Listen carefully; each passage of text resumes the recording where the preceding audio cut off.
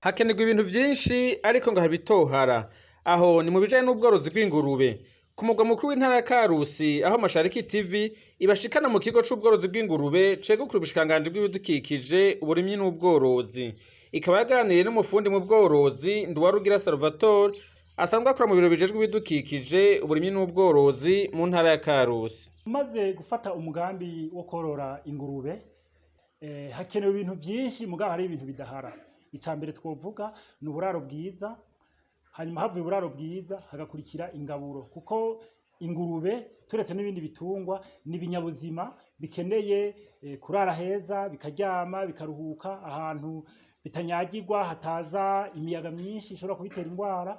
Rero ni mu bisanzwe inyubako, uburaro co kimwe n'ingaburo bifata ikibanza ca mbere kugira umugambi w'ubworozi ushobore gukunda. Uwipfuza kworora ingurube ngo ntiyopfa uko yubatse uruhongore rwazo. Bafata yuko ubanza kuraba isi ikomeye, idashwanyagurika, hanyuma hari akamanuko ico bita pante igereranye nko tubivuga mu gifaransa nka pante ya 1%. Hanyuma bibaye vyiza basaba yuko ingurube zokororerwa ahantu hari betone, hasize isima, kubera ingurube n'igitungwa gikunda kwimba, rya zuru ryayo bita mu gifaransa growe rirakomeye cane, kuburyo yishize ahantu horoshe ica yimbagura cane ugasanga ni nyanduruko yo kwandura ingwara. Vyiza rero ikindi hoba ahantu hitanguye hashika akayaga, ico twokwita ventilation, kubera ingurube ni igitungwa kidakunda ubushuhe bwinshi cyane burengeje. Bisaba hano hari akayaga, kandi aho hantu ntihigere hahara amazi n'umunsi wa rimwe, kuko ni igitungwa gikeneye isuku rya misi yose. Hanyuma inyubako yobiri yoba ikomeye cyane, kuko zirakunda kubomagura ugasanga ivyo zibamwo vyose zabishize hasi. Kubasakaza amabati bisaba ko amabati bagira sharpante iri hejuru, sharpante iri hejuru kugira wa muyaga, kugira impome ntizikore ku mabati hejuru,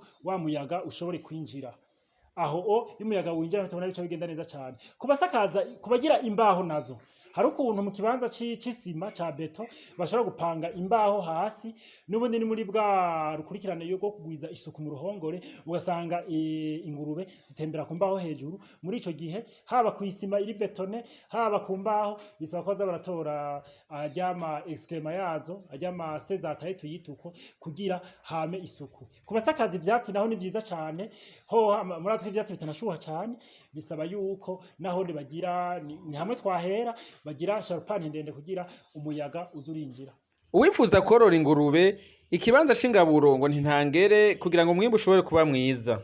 Ugomba korora n'uburaro n'ingaburo, ariko nkatwe dusanzwe tubikoramwo, ingaburo ifata ikibanza ca mbere, kuko woroye ingaburo ntigende neza, ryahangiro wiha ryo kuzoshikako ntireza ngo rikunde. Wa mwimbu ya ngurube ivyara ibiguru vyinshi ntibikunda, kubera iba yariye nabi. Rero mu ngaburo umworozi aritwararika yuko ingaburo ahe ibitungwa vyiwe ni itegeko ko iba iri mu migwi itatu: umugwi wa ntanganguvu, umugwi wa ndema mubiri, n'umugwi wa nsanganyangaburo. Hanyuma rero izo ngaburo zirava mu biterwa baba barimye, bahingura bakavanga bimwe bita ama concentre.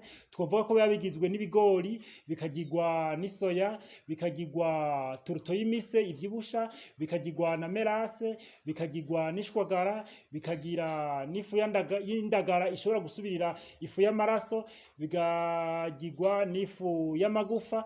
Barashiramwo rero n'amavitamine. Hariho urugero babivangako turavye imyaka y'ingurube: imbuguru, iziri mu rugero rwo gukura, izigeze kwima, amashashi yo kuvyibusha, izifise amezi, canke imfizi, canke izonsa. Zimwe zose zirafise urugero. Hambavu yaho ntitwibagira yuko zikeneye ivyatsi. Icatsi bita banagrase kirafasha ingurube cane muri urya mwanya, kuko ingurube irya kabiri ku munsi, mu gatondo no ku mugoroba. Muri urya mwanya iruhutse urashobora kuziha ubwatsi kugira ntizigire ibinure vyinshi vyo twokwita sendu. Uca usanga ariho bica bigenda neza. N'amazi rero atohara. Abantu benshi bazi ko ingurube zitanywa amazi, ariko amazi mu ruhongore rw'ingurube ntahara, koko ni igitungwa kirakeneye cane. Mumaze kumva yuko itembera ubushuhe bwinshi, bisaba ko ahantu hama hari amazi ikayanywa. Ingurube n'igikoko cegereye umuntu, gifise ni umushishito umwe nk'umuntu, kandi kirya vyose. Mu gihe kirya vyose babigaburira ingaburo zitandukanye. Vyiza rero turetse izi ngaburo ziba zaciye mu mahinguriro ya maturutso twababwira na ya makonsantre twababwira umuro udashobora kuyivangira, n'ibi bindi bisigazwa vyo mu gikoni, ibishishwa vy'ibitoki, ibishishwa vy'ibijumbu, umuntu arashobora kubiha ubuseri, birya amaraso ava mu bitungwa. Hariho n'abasuma amayezi bakuye mu bitungwa babaze, bahanura yuko ivyo bintu vyose vyiza vyotekwa, bigatekwa ku mpamvu zibiri. Impamvu ya mbere kugira umuntu yice biriko birabira, imigera y'ingwara irimwo irapfa. Hanyuma ibindi vyabize bigasha, kubera twabonye ingurube ifise umushishito umwe, bica biyorohera ingestion, ndavyita ingestion, bikanyaruka kugira bize kubandanya bija mu nsogi gufasha umubiri w'ingurube vyoroshe vyahiye. Burya rero ingurube ngo iri mu bitungwa birya bike cane nubwo abantu bibaza ko irya vyinshi.